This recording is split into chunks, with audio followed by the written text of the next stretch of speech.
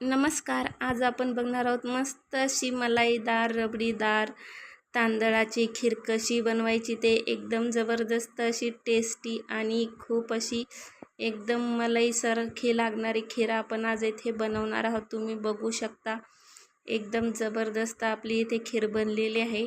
आता अशीच खीर बनवण्यासाठी आपण रेसिपीला सुरुवात करूया. येथे मी घेतलेले आहे बघा 1 वाटी तांदूळ. छान असे 3 ते 4 पाण्याने स्वच्छ असे धुवून घ्यायचे आहेत बघा. मस्त असे स्वच्छ पाण्याने धुवून घेतले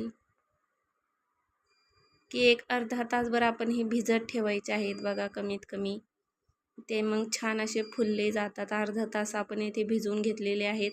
आता मी येथे एका मिक्सर जारमध्ये असे ते छान असे बारीकसे फिरवून घ्यायचे आहेत. खूप बारीकसरही नाही आणि खूप जाडसरही नाही, असे आपल्याला हे तांदूळ शिजवायचे आहेत बघा.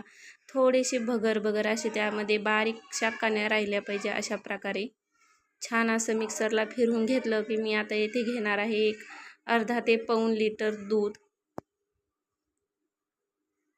एखादा लिटरभर जरी घेतलं तरी चालतं. आता ते दूध छान उकळलं की त्या आपण जी प्युरी काढून घेतलेली होती तांदळाची ती घालायची आहे आणि सारखं ढवळत राहायचं आहे बघा. कारण खूप जर नाही ढवळलं तर त्या लगेच घट्ट बनलं जातं, कारण ते भिजलेले तांदूळ असतात आणि त्यामध्ये अशा प्रकारे गोळे बनले जातात. सारखं ढवळून ते गोळे त्यामध्ये फोडून घ्यायचे आहेत आणि आता घालायची आहे साखर.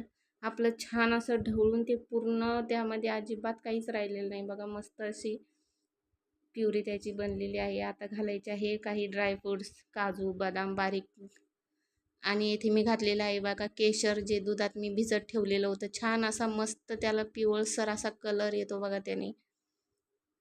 तुम्ही बघू शकता जबरदस्त असा, खूप अशी पातळही नाही आणि खूप अशी घट्टही नाही. मस्त अशी इथे आपले खीर तयार झालेली आहे. मस्त असा केशरमुळे त्याला छान असा कलर आलेला आहे बघा. एकदम भन्नाट असं दिसत आहे आणि मस्त असं.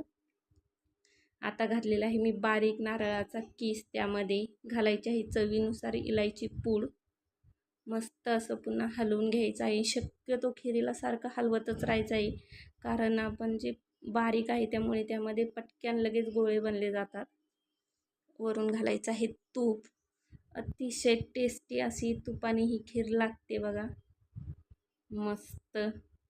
आणि अशाच प्रकारे तुम्ही इथे बघू शकता एकदम जबरदस्त रिच अशी शाही खीर आपली इथे तयार आहे.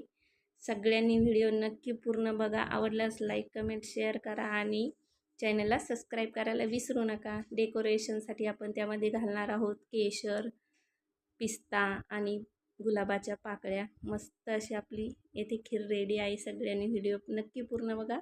थँक्यू.